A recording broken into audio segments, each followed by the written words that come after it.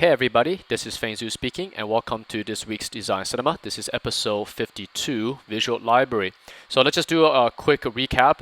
In the past few weeks, I've been busy planning for the Master Designer Workshop, in which we held last weekend.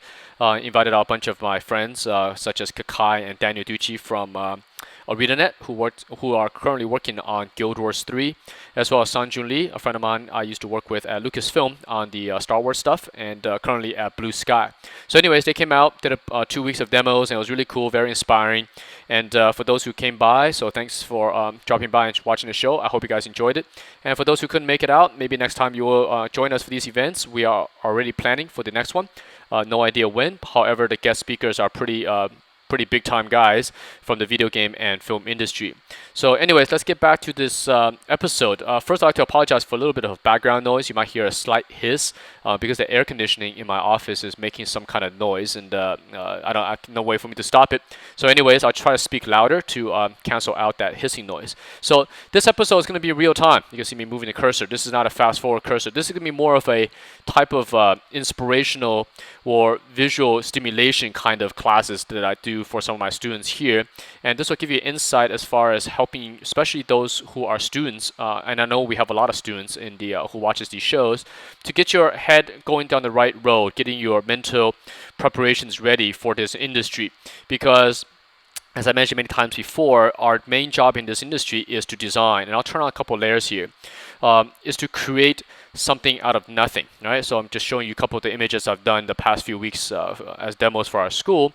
And this actually is a very difficult job because we are asked to come up with ideas that just never existed before, but at the same time, when your audience looks at it, they understand exactly what they're looking at. So it's almost like a catch-22 in which you can't do something so different in which your audience goes, what the heck is that? And at the same time, you can't do something that's so generic that the audience go, oh, I've seen that before. You kind of have to meet that sweet spot right in the middle. Actually, that's more leans towards almost similar, but just changes slightly, that it's cool, it's new, it's different, but yet you don't confuse anybody. So today I'm going to talk a little bit about how to develop that, as well as for those who might be, especially those who are quite young, say you're 15, 16, or 17 years old, and you're a little bit frustrated when it comes to design. And I'll kind of break that down for you guys in real time and why that is. So, because for those who, for example, you watch our show or the events this weekend, you notice that a lot of professionals, when they draw, they almost draw, let me just write this down, with instinct, all right? Because it's not like when we do these demos, we're kind of sitting back, thinking, drawing, and then stopping, pausing, and thinking. Most professionals, when they work, they kind of just blow right through the image as if they're on auto drive. And for students, when they watch that demo, it's very intimidating because they're like, how come you could do that? Well, it's the same thing, when you look at anyone who's in a professional field, like NBA players or tennis players, whatever, they're reacting almost, I think, completely on instinct based on training and experience. When someone's playing a basketball, I don't think their head is thinking, okay, this is how I dribble a ball. Their body and the muscles in their brain are all working together to carry those through, and their instinct allows them to pull off certain plays, and their eyes work extremely fast to guess what's going on around them. So when it comes to concept art, it's almost the same way, in which when we're drawing, the forms are correcting themselves, the details and everything all comes out pretty much all on its own. I'm rarely really thinking that hardly, when I'm drawing. I'm not going, oh my, what should I draw here? What do I do here? It's your brain just takes over. Now, to develop this instinct, there needs to be a bunch of visual libraries, which I wrote right here, in your head. So let's first go back. Let me delete this. Okay. To explain to you where does visual library come from and why certain students are better than others. Now, this is my personal observation. I have been teaching for many, many years and have ran into many different students. And so this is my kind of personal opinion of why certain students tend to succeed, whereas some, even though they have all the training from school, tend to not do so well when they get out of school. So I think I might have covered this briefly in the other episodes, but if not, let's just do it here. So I'm going to write age, 10 years old. Okay, I just write 10 old. Let's write 20 years old here. And let's put like 25 or so, which is the average age of a student entering a design school. This is, I think average is about 24, 26, somewhere in that range. Okay. So this is the average age for design school. Okay. All right. So what happens when you're young? All right. Let me change my colors here. Let's do student A. Let's see if this color reads. Okay, student A. Okay, and then let's do him first. So let's say at very early age, from age since he's born to about generally about 11 years old, young kids tend to do a lot of visual related things. They read books, right? They draw. All of us draw, right? When we're young, we scribble and do all sorts of stuff. It's not serious. It's just done for fun, but we do it. And we travel. We go to museums. All sorts of different things. Maybe play with toys.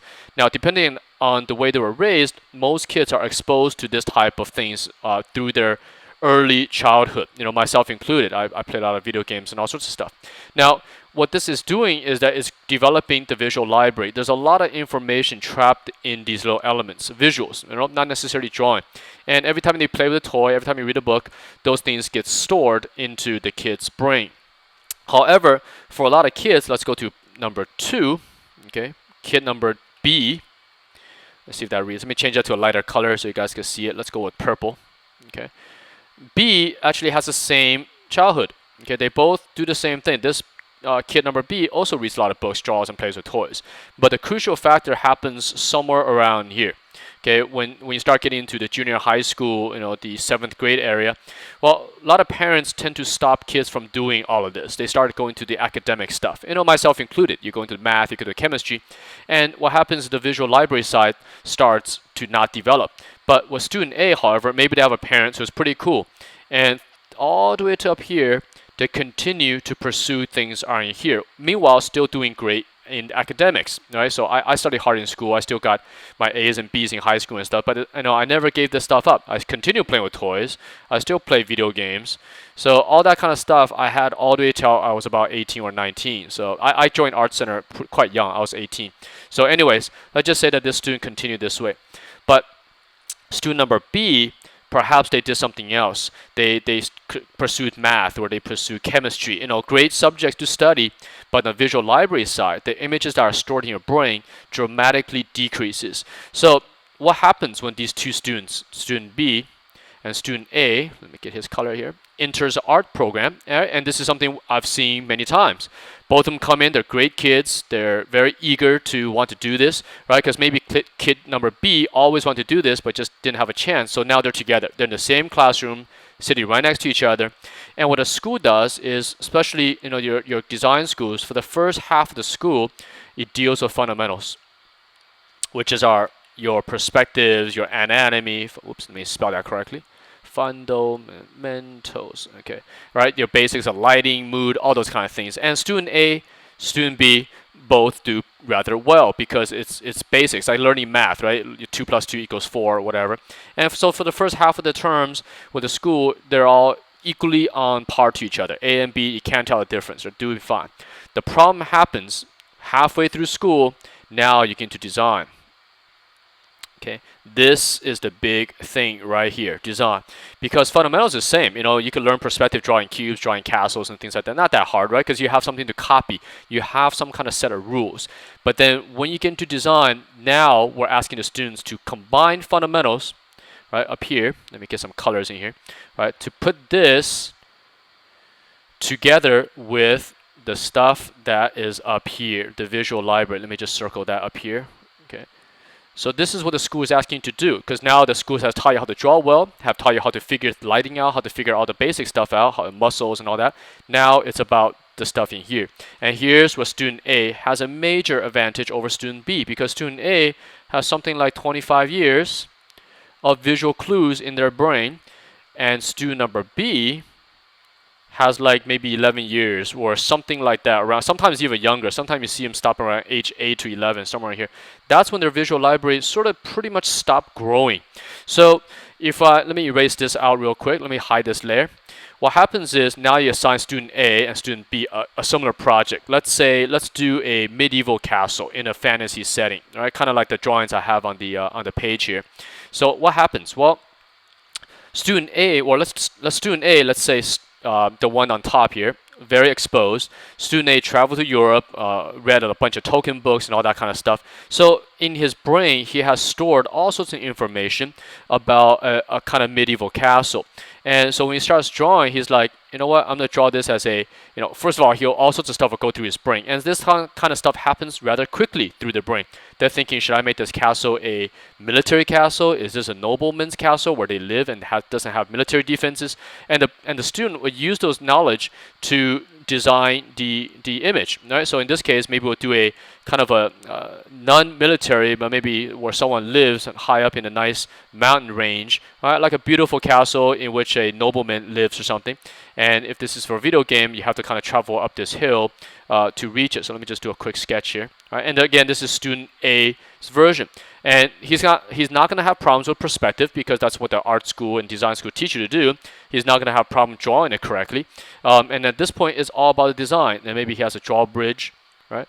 And while he's doing this, he's recalling all those memories. Maybe when he watched a Disney movie, or when he traveled to Germany and saw the castles, when he went to the museum, or when he read the Tolkien books. All that kind of stuff comes into play.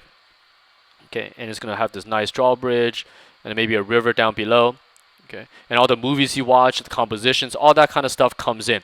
So he is combining fundamentals together with the strong visual library in his head. Now let's go to student B. Student B, as we recall, their visual library sort of stopped at age 11, 12, somewhere around there. They stopped. So, but the student B also know their fundamentals. They know their perspective. They know what to do. However, because their visual library has stopped growing when they're very young, the last time they remember a castle is the kind of cartoony version. So, and I've seen this again many times from our students. The same student, student B, this type of student, will come in and draw a castle that looks like this. Okay. Fundamentally correct, perspective is completely correct, but the design is absolutely childish in a way. And that's not to make fun of the student. It's to basically say this student's visual library stopped when the last time they saw a castle is when they were a little kid.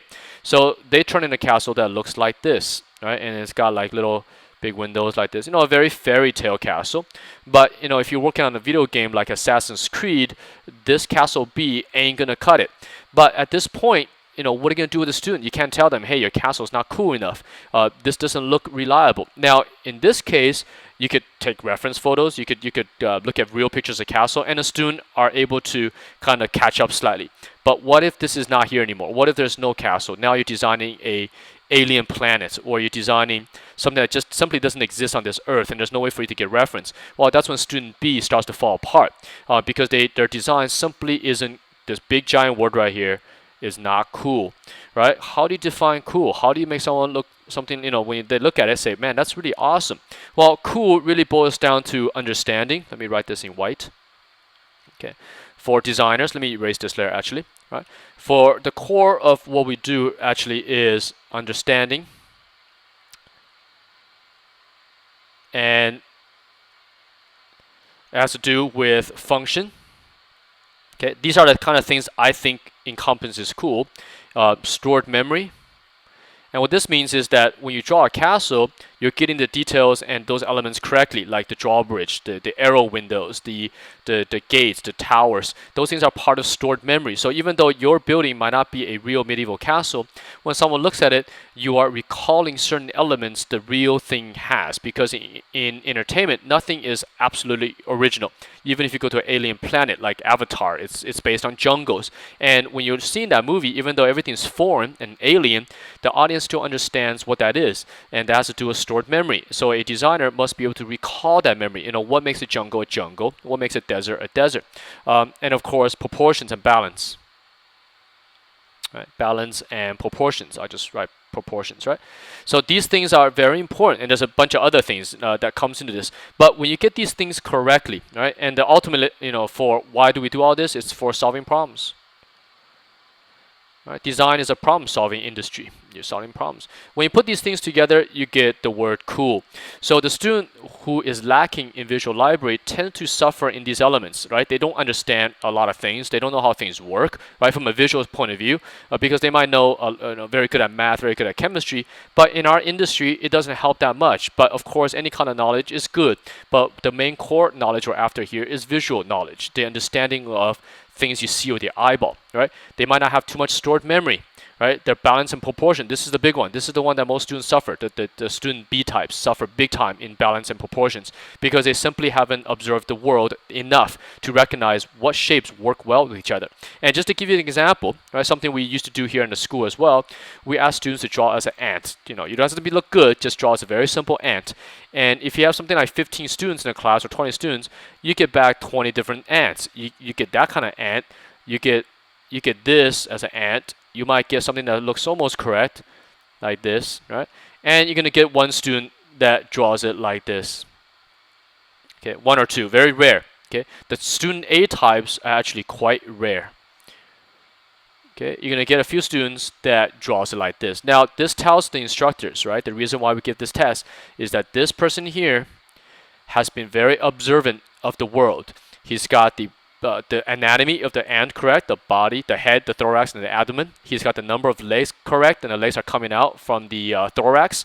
He's got the overall balance correctly, and he even has the position of the ant's leg in the right places. Students like this, in general, in almost most cases, I say 90% or up, have very strong visual libraries because they have been looking at the world. I'll just write visual lib.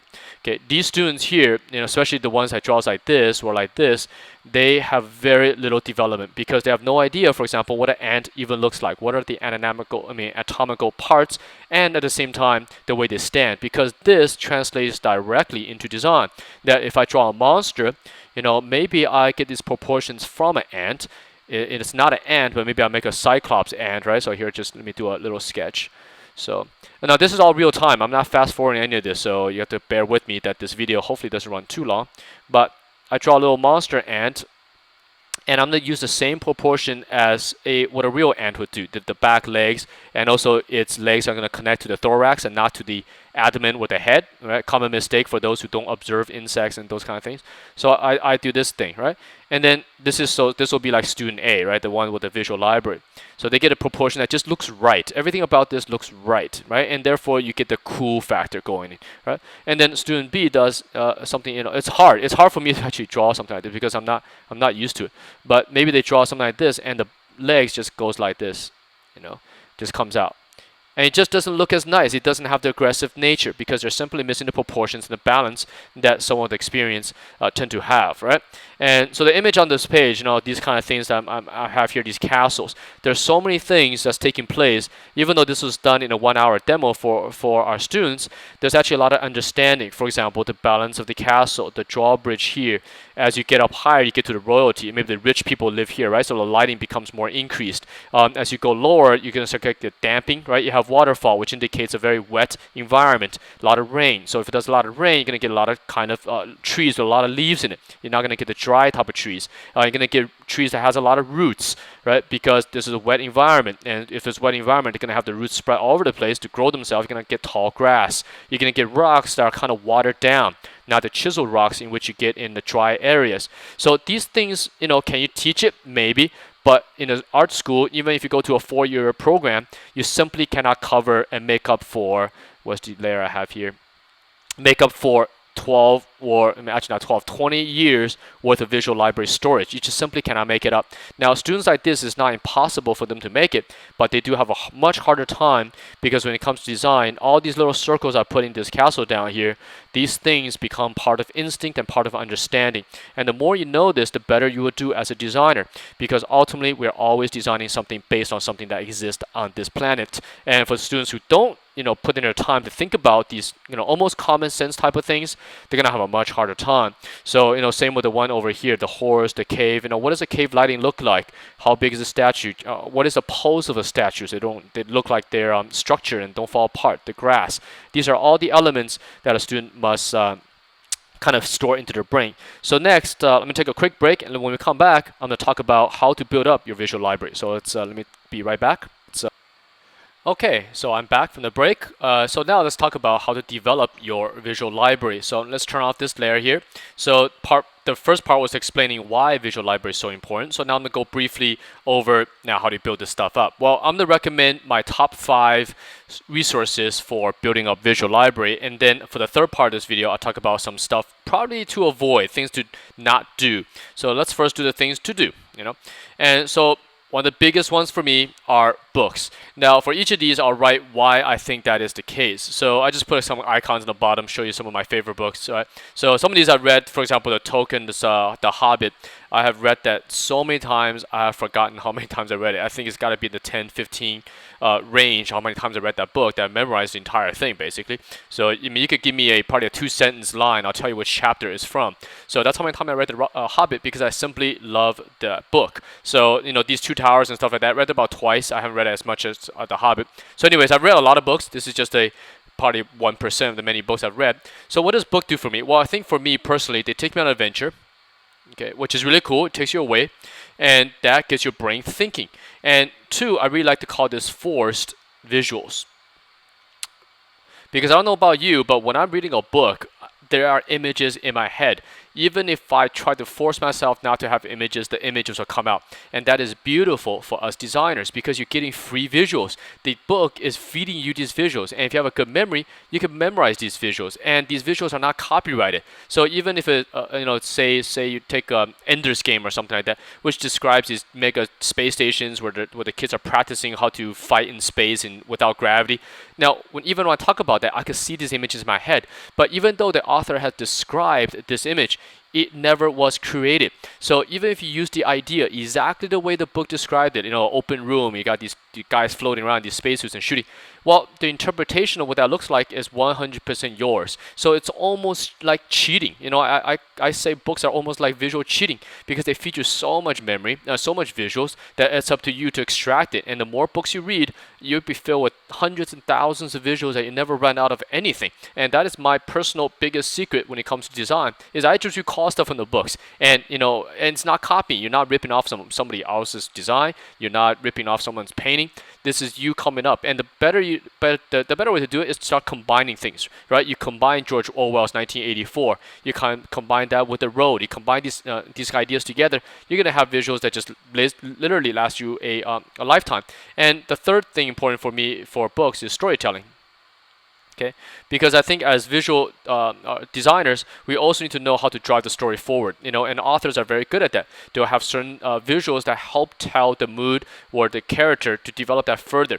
So from J.R.R. Tolkien's The Hobbit to The Road by Cormac McCarthy, they're all about using visuals to develop the mood and the story. And as you guys advance in your careers, that's going to become a major play and part of your careers. So anyways, so books. Number one for me, so let me just write that down. Okay, so if you don't read too much books, I highly recommend you guys to pick up some of the classics. If you like fantasy, read fantasy. If you like sci-fi, read sci-fi. It doesn't matter.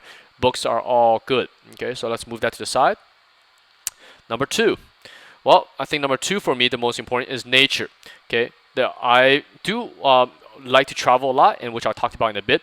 But I love animals, because I think nature design is perfect designs, because there's no flaws, right? These are animals that have evolved in millions of years, and each one of them has a very specific function, and they're very, very balanced. So what does nature do for me? Well, I think for me, it's everything. I think almost everything in my line of work that I design has to do with nature. I get inspired mostly from nature, right? So, and two, I think it gives you existing designs. It gives you functionality. Right? Why does an elephant, right? I have a couple of images here. Here's an elephant from Africa, judging by his ears. And what is the ears for? It's for heat, dispersion, all that kind of stuff, right? There's a functionality. Why does zebra have this stripes over it? And that's to make the lines get confused. It's a form of camouflage during movement. These elements you could bring into your designs, and the more you understand nature and how she works, I guess she's a female, how nature works, the more you're going to be able to design things that are believable, yet at the same time something original. So, and whoops, let me see. Nothing for nature is function or forms. Okay, nature has the best forms. You look at insects, you look at these elephants down here, their shapes and their curves are very, very good. And you can actually extract a lot of forms from these animals. I think a perfect example would be dragons, the medieval dragons. If you look at it, it's a mystical animal, but it gets its roots from lizards, it gets it from dinosaurs, right? It gets it from these real animals that used to exist. So for me, it's really, I think existing design should really put that and change that to function. Because animals exist and they all have a function. Everything on their body has some kind of use. And if you could kind of start learning what that usage is for, you could bring that into your own designs. And your own design doesn't even have to be an animal. You can actually, take the concept of the zebra over here, right? This camouflage. Why can't you put that in a spaceship? Why can't you put that in an armor? When you start putting that kind of mix into your work, you're going to start coming up with something that's a little bit sophisticated. And art directors like to hire people with that kind of sophisticated thinking, and hopefully you'll move up the food chain in our industry and end up being an art director yourself, because your ability to carry designs to a much higher level than, for example, simply drawing a bunch of works or something, something that's been done a million times, and not inject your own design philosophy into it. So let's move nature to the side. Okay, so next, traveling. This is also something I do a lot. Okay. Let me just squeeze these guys a little bit more to the sides here so we run out of space. Okay, so traveling. So what does travel do for me? Well, for traveling, I think experience is a big one. And what that means is that when you look at a photo of something, you just simply can't feel it, And on here, I got 3 of my favorite cities of all time. There's Paris, #1, and down below is Hong Kong, and then very close to Hong Kong is Tokyo, specifically the Shibuya areas and those kind of very high tech. It's almost like you're going 20 years into the future. So experience, you get to feel the place out, and there's no way to describe that through a picture, or watching a movie. You simply cannot get it. Another one is scale. Right, like right here, see the Eiffel Tower. In a photo, even in this photo, it doesn't look that big. If I'm looking at here, I'm thinking, okay, okay, looks like a skyscraper or something. It's not that big. But if you take an elevator, in person and go up to the very tip up here, I mean, you are seriously high up, and you feel this mega structure. It's almost like you're on the tip of a spaceship. This mega structure built out of iron, all these metal below you, and it's a very impressive feeling. And so the next time you're designing something, say you're not designing Eiffel Tower, but designing a bad guy's lair that's high on the mountains, you're going to have to recall those memories of you standing on top of the Eiffel Tower, and how did it make you feel? What kind of structure did you see around you? How thick was the beam holding up the structure? Those elements are very critical when it comes to pulling out the same type of feeling, right? The scale and the experience. And I think the last one is actually smell and sound. Okay. As human beings, we could actually recall memory based on these 2 things, right? I'm sure you guys could agree that once sometimes you smell a certain smell or hear a certain sound or music, you could actually recall visuals.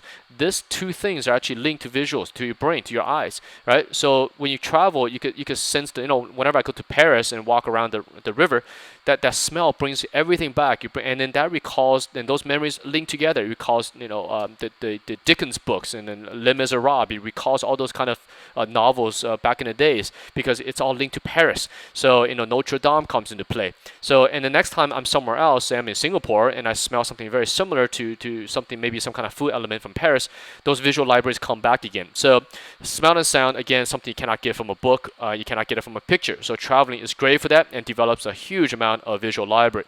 So I used to, nowadays, because I'm running the school, I'm quite busy.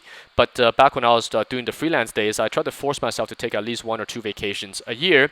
And it's great because you get to relax. At the same time, you get to fill up your visual library, right? And we can never fill enough with the library. You got to do this over and over again, okay? So let me just put travel here. Actually, move out to the way here.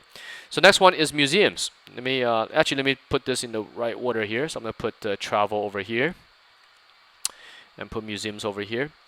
So museums, you can almost do at the same time. For me, museums had a big impact on me when I was young, because my parents, being scientists and doctors, they took me to a lot of museums, and I really appreciate the fact that they've done that, because I learned so much by visiting museums. And when you're traveling, a lot of these big cities like London and Paris have really, really nice museums. So here, for example, I have the Louvre, which if you're a designer or artist, it's almost like a must that you have to go visit this museum, because it is the world's probably biggest collection of art. And the Mona Lisa is here, and if you read books like Da Vinci Code, it all takes place here. So and you need about 3 days or 4 days to look at everything in the Louvre. So anyways, so for museums, what did that do for me? Well, I think understanding is a big one, because museums are built for understanding, to explain, right? It's not just a bunch of images in there, but they'll have pamphlets, they'll have audio recordings to tell you what that is, when it was created, what's it for. So you rent one of those recording things and just spend a day with your sketchbook learning, and I just love going to the Louvre. I let my wife go shopping or whatever, and I just spend the entire day looking at stuff in the Louvre, and you pick some subject matter. So another one which has to do with traveling, which is scale. It's the same as traveling. But works in a different way, right? Unlike the Eiffel Tower, like my second image here, there's a you can see there's a DC-3 plane right here, the one I'm sort of circling here. Now these guys, when you see in photos, they look pretty small. Even you look at a picture, they look like those World War II movies, Saving Private Ryan, these kind of things have DC-3s in them. They look really tiny, but if you actually look at them in person, these are ginormous airplanes. I mean, look at this, a guy right here. You guys can see that little guy. He's like about the same size as one of the wheels. So these planes are ginormous. So when you start designing made-up stuff, you actually have appreciation of how big certain things are, and things, to me at least, appear much smaller in picture than in real life. So like a F-14 fighter jet or F-18, they don't look that big in pictures or in movies. But when you go there in person, like, oh my goodness, this stuff is huge. And then it also works in the reverse, like a B-17 bomber from World War II. You watch in the films, because they're filming a scene, you figure that, oh, the cockpit is really big, right? You got the pilot, the co-pilot, the navigator. But then you go there in person and realize, my goodness, a B-17 is really, really cramped. It's tiny. You're literally sitting next to each other. So these are the experiences that I think museums give you, because you get to experience those things in real life. All these planes and artwork, there are dinosaur bones here. I think this is a London Natural History Museum down here, right? They're all right in front of you. And the coolest thing is you get to time travel. Whoops, where's my white? Right, time travel.